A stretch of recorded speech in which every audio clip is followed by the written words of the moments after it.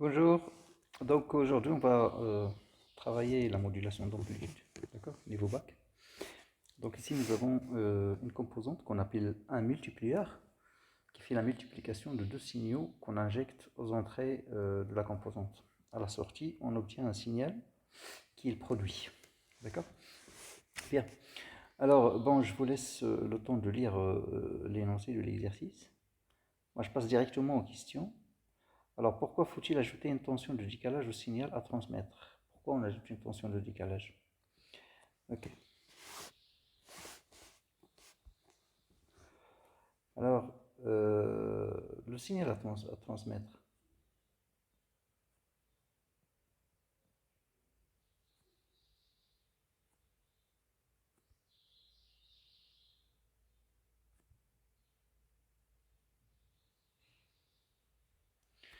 C'est ce qu'on appelle aussi le message.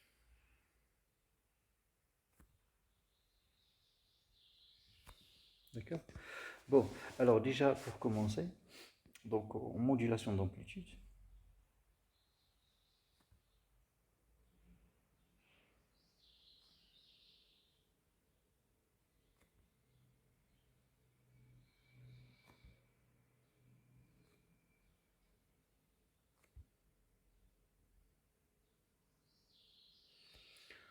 on utilise trois signaux.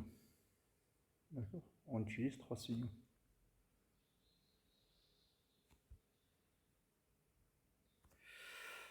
Premier signal, c'est le message.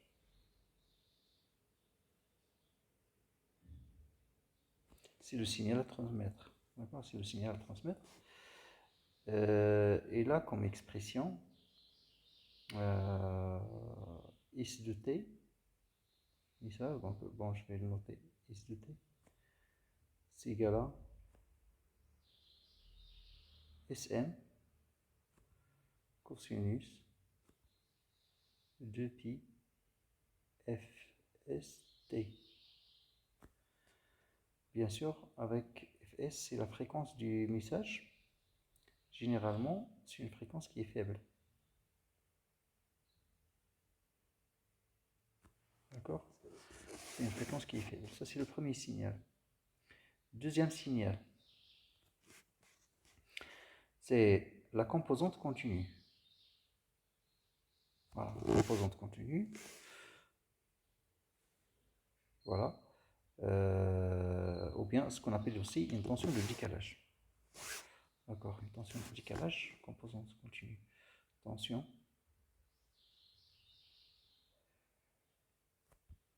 de décalage.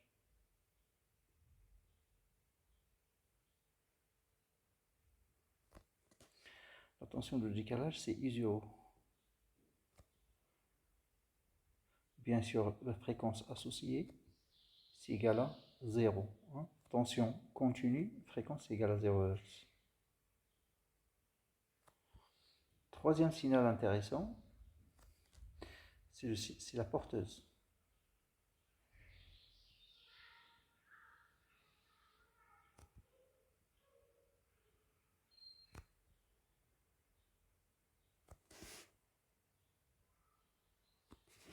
Alors la porteuse, c'est ce qu'on va noter P de T est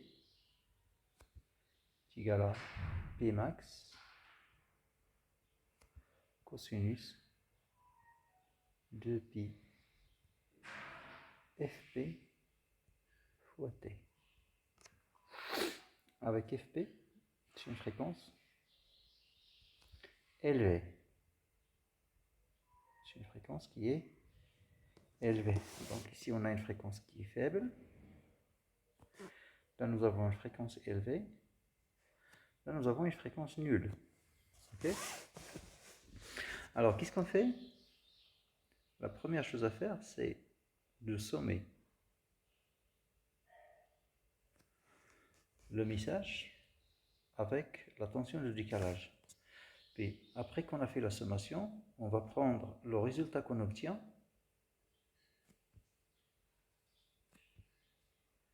on va faire un produit après. Hein, on va faire un produit avec la porteuse. Alors, dans l'exercice, on nous demande quelle est l'utilité de la tension de décalage. Quelle est l'utilité de la tension du décalage?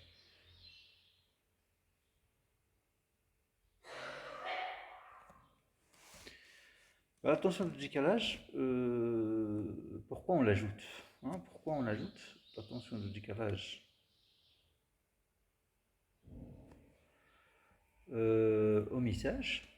C'est pour obtenir une bonne modulation d'amplitude. D'accord? Donc je répète, l'utilité, c'est avoir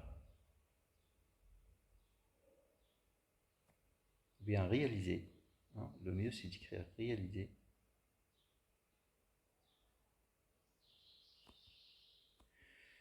une modulation d'amplitude de bonne qualité.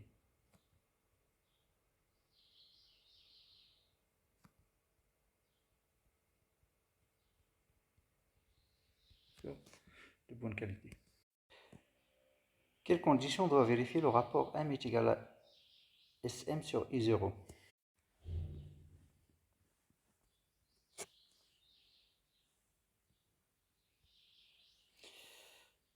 Le rapport de modulation.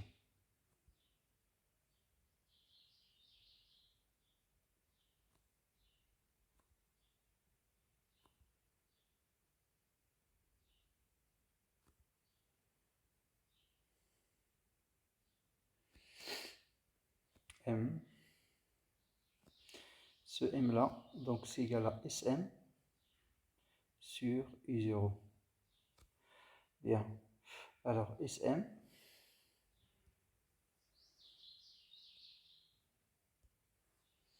c'est ce qu'on a ici. C'est-à-dire c'est le signal, c'est l'amplitude du message. I0, c'est le signal continu. Donc c'est la composante continue. Alors ce rapport doit vérifier la condition suivante.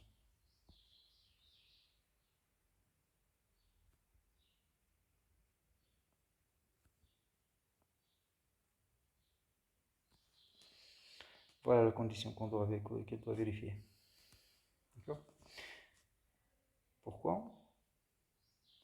C'est toujours pour avoir une bonne modulation. C'est une condition nécessaire.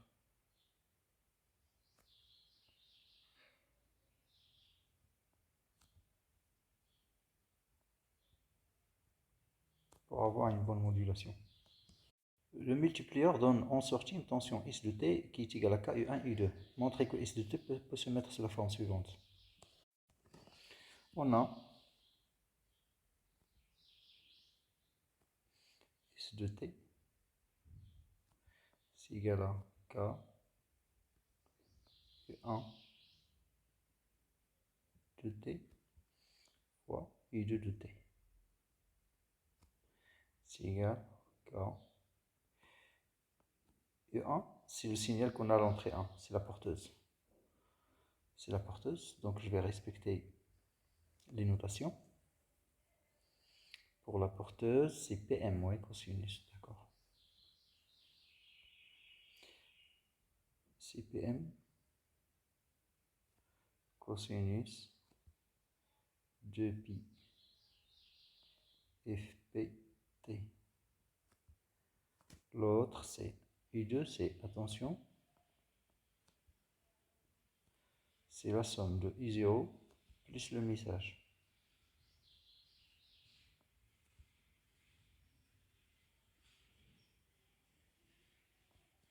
Très bien.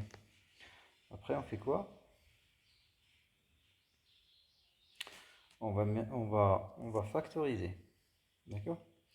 On va factoriser par I0. Donc, ça donne K, U0, PM.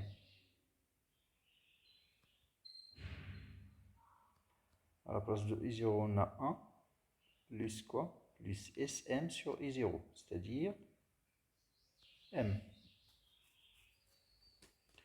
cosinus de pi fst. Qu'est-ce qui reste? Il reste le cosinus de pi fp fois t. Bien. Après, on va prendre ce terme, Ki0Pm, et on va le noter A.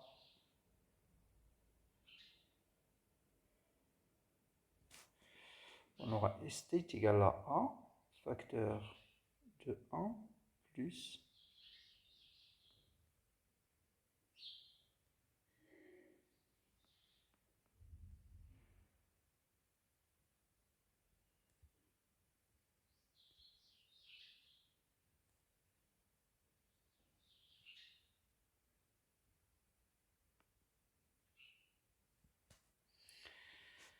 voilà ce qu'on nous demande de démontrer ici. Hop. Non, je dois faire demi-tour. Ok.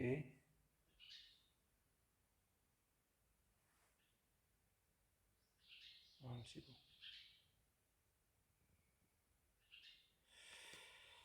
Ok, c'est bien.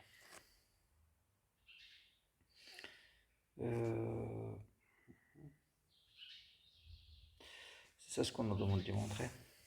D'accord? Donc c'est ce qu'on nous demande de montrer ici. Ok. L'expression de A en fonction de Kpm U0, on a déjà répondu à cette question. Alors, en utilisant la courbe de la figure 2, déterminer Fs et Fp.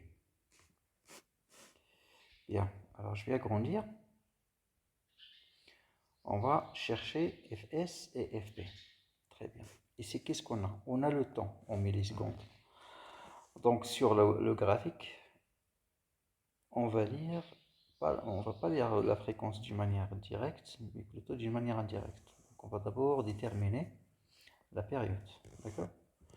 Une fois qu'on a la période, on peut passer à la fréquence. Bien.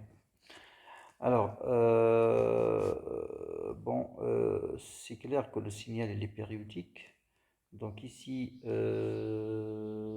il faut noter que la fréquence de Fs elle est très inférieure à Fp. Donc c'est l'inverse pour les périodes. Donc la période Ts elle est très supérieure à Tp. Donc la période la plus grande ici, c'est 1,5, plutôt 1,25 millisecondes. Très bien. Donc on a deux périodes. Ok, on a deux périodes. On a la période Ts, on a la période Tp. Les deux périodes, on peut les déterminer à partir du graphique.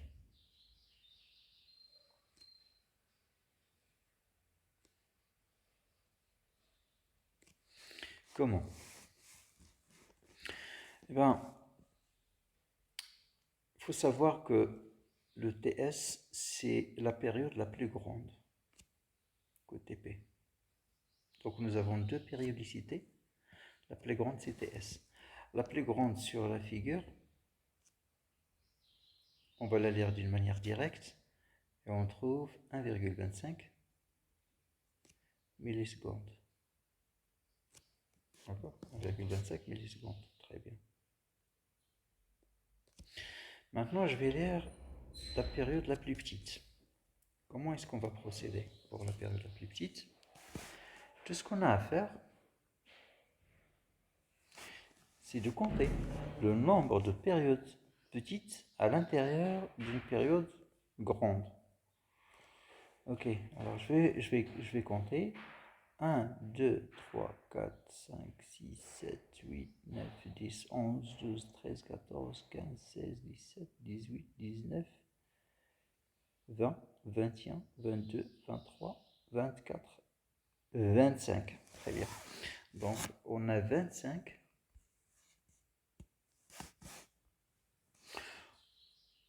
On a TS contient 25 périodes TP. D'accord? 25 périodes TP. Très bien. Maintenant, je fais quoi? Maintenant,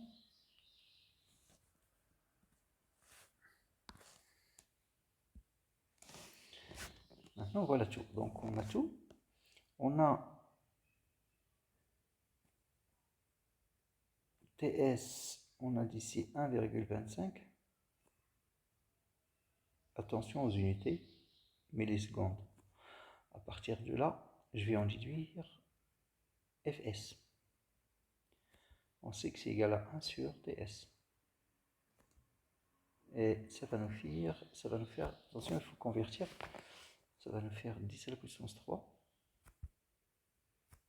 sur 1,25. Ce qui donnerait directement 800 Hz. Très bien. Ensuite, on a TS, c'est égal à 25 TP. C'est-à-dire 1 sur TS, c'est égal à 1 sur 25 fois 1 sur TP. C'est-à-dire Fs, c'est égal à Fp sur 25. C'est-à-dire Fp, c'est égal à 25 Fs. Application numérique. On trouve Fp, c'est égal à 20 kHz.